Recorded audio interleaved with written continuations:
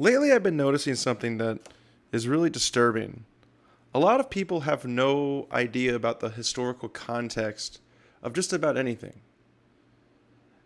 Not just the things that I usually am the only person I know who knows these things, at least in my little rural area or around the small cities that I go to, but pretty big things like historical figures who we should all know about, but people don't know about it. And maybe eventually I'm going to make a video or write a paper for my Substack about the attack and war on intellectualism and the advantages of being informed, as well as the ongoing fight against information in the United States and the Western world. But today there's one that's been really bothering me. You see, people my age, people older than me, people younger than me, people I see online, even people who I consider pretty smart, have little to no understanding of who Mohandas Gandhi really was, what he did, or why he mattered. And maybe this is why it's so easy to criticize him, and in some cases try to cancel him. But when people try to cancel Gandhi, I really don't think they understand what they're doing. In fact, I can honestly say they don't know what they're doing. Because when you erase someone like Gandhi, you lose so much more than just the man who liberated India from the British occupation. For context, over the last few months, I'd say honestly over half a year, I've had people, strangers, friends, you name it, bring up things Gandhi said or did that, if someone did today, we'd have a lot of criticisms for them. I'm not a big fan of cancellation. I think that when people get canceled, they double down on their beliefs, they don't learn anything, or in a lot of cases, they gain from you canceling them. But here's the thing with Gandhi. We're not talking about someone who built his legacy upon horror. We're not talking about Christopher Columbus, who, quote unquote, found America, as we're all told in childhood, which isn't true. The indigenous population found it first, and then Leif Erikson way before that. But when Columbus did find it, he just eliminated a bunch of the indigenous population and then used it to help create the transatlantic slave trade. Or people like Thomas Jefferson, who raped his slaves, and then when they became pregnant and had children, made his children work as slaves. We're talking about Mohandas Gandhi, someone who refused to use violence to fight, someone who organized millions of people across race, caste, and class, and who directly inspired Dr. Martin Luther King Jr. and Nelson Mandela. This isn't some guy whose dark secrets got swept under the rug. Gandhi's flaws are out in the open and have been for decades. In fact, he himself was open about his own flaws.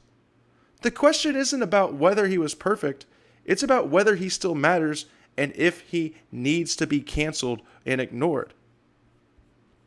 If you want to understand Gandhi, you have to understand the horrors of British rule in India. Between 1850 and 1899, India experienced 24 major famines. Not droughts, not episodes of hunger, famines. Millions of people died, not because there wasn't food, but because colonial policy prioritized exports and profit over human life. Grain was being shipped to London while children starved. Relief camps were set up where the death rate reached 94%. 94%! That's 9 out of 10 people were dying because they were starving to death. Crops were seized, and starvation was planned. It was a tactic. It wasn't some tragedy. It wasn't something that just happened. It was deliberate, much like what we're seeing in Gaza today. This was the world Gandhi was born into. This is the system he fought against, not with guns or bombs, but with marches, boycotts, and silence. So what exactly did Gandhi believe? Well, his philosophy was built around 2 core ideas: nonviolence in thought, word, and action, and truth force. The idea that injustice should be resisted morally, not violently. He didn't just preach this stuff, mind you. He practiced it. He went to prison, and while in prison, of course, he went on a hunger strike that was very effective in his movement. He walked 240 miles after organizing thousands of Indians to walk with him in the Salt March. He asked Indians to stop cooperating with the British system entirely. No British schools, no British courts, no British goods, and it worked. Without Gandhi, there is no Montgomery Boyce boycott. There's no letter from Birmingham jail. There's no peaceful resistance in South Africa. Martin Luther King Jr. literally said, Christ gave us the spirit, Gandhi gave us the method. Nelson Mandela called him a sacred warrior. This isn't just Indian history, this is global liberation history. Gandhi is so much more than just a person who we hear about every once in a while, or a person who you think about.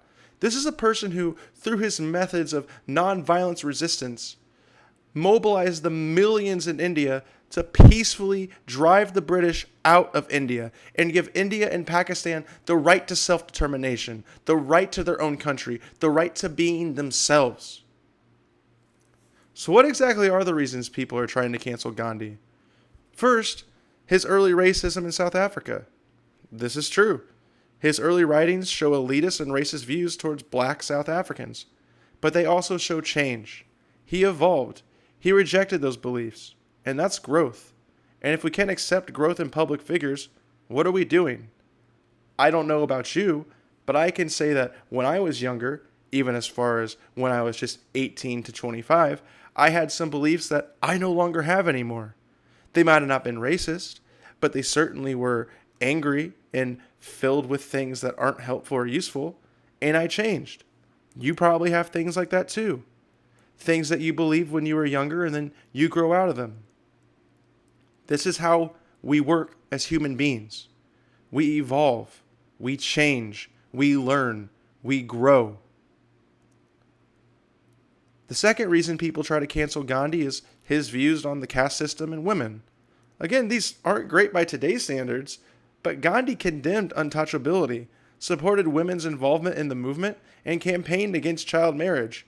He didn't go far enough, sure, but he went further than most men in the world, including in the so-called modern West, which, by the way, is because Gandhi had very patriarchal beliefs about women, were also thought of then in the United States, who during the early years of Gandhi's advocacy, the Americans would not let women vote. And these patriarchal views are still held by not just members of our government in the United States, not just mainstream football players, celebrities, and other superstars, but also the common man to this day still has ideas about women being housekeepers and childbearers, still to this day. And we're criticizing Gandhi for it, who around the time that this became a little bit more public about him personally was in the late 20s, 30s, and 40s. And the third one, and I'm not going to lie, this one is uncomfortable and inexcusable. His celibacy experiments. He slept beside young women, including his niece, unclothed, to test his self-control. It's ethically messed up. It should be condemned. But is it the same as someone who committed violent sexual crimes? Does it outweigh everything else he gave the world? I'm not saying we shouldn't say outright that this was messed up of Gandhi and he shouldn't have done it. It was harmful, exploitive, and wrong. And I'm not one for the whole black and white, does this really take away everything else that he did? But on the grand scheme of things, this is not enough for me to think that Gandhi's movement and all the stuff that he did should be ignored or erased from history. It's gross, yeah, certainly, and it's definitely wrong.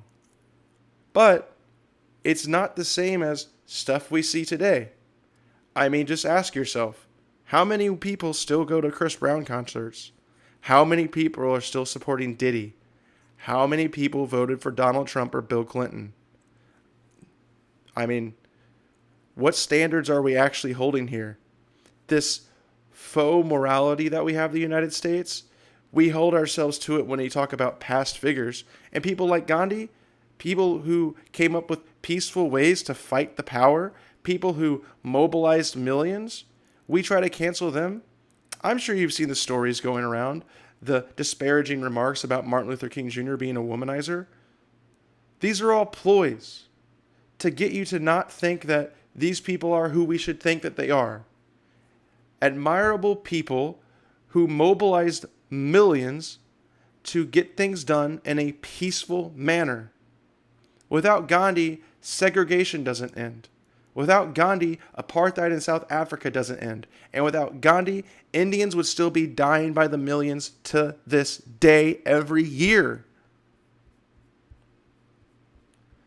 The bigger issue isn't whether Gandhi was flawed. Of course he was. We're all flawed. We've all done weird and interesting things that we shouldn't have. Maybe not as bad as laying next to your grandniece naked to test your celibacy, but pretty bad things. The problem is that we've replaced education with outrage. We don't challenge these ideas, we cancel people. We don't study the context, we shame without it. We don't allow for complexity, we demand moral purity from people who died before we were born.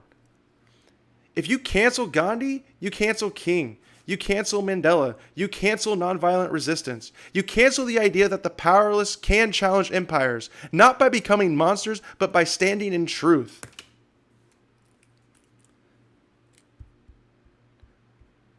Nonviolence isn't an idea that started with Gandhi, but he was the first to build the theory around it. He created a strategy, one that works, one that is time-tested, one that we still need. Because the world today, it's not getting more just. The militaries are bigger. The surveillance is deeper. The divide between the rich and everyone else is wider. And be realistic, a revolution through violence isn't going to work. But peaceful resistance will. If we lose Gandhi, we don't just lose a person, we lose a playbook. If you're seeking liberation, Gandhi is the place to start. If this video resonated with you, please go ahead and show your friends. Please leave a like, a comment, even subscribe. Read up on Gandhi. I can suggest a lot of books if you comment wanting some suggestions. I will give you some information for him. Also, this script that I read off today, I know I once said I would never use scripts, but I've changed. I also have changed. Is based on a paper that I wrote for my Substack. So if you click the second link in the description, that will be my Substack link to this paper where I go a little bit more in detail on Gandhi and his movement. The first link, as always, is to the United States Campaign for Palestinian Rights, where you can donate, you can take action, you can find groups in your area that are mobilizing to end the genocide in Gaza through movements that Gandhi created, such as boycotting the BDS movement. We absolutely support it here at Anything But Casual. And a UN report came out today showing over 20 children die every day in Gaza. So that means right now a child is dying in Gaza. The time to act is not tomorrow. The time to act is not next week. The time to act is now. Please click on that first link. Please help end the genocide in Gaza. Thank you so much. We'll see you next time.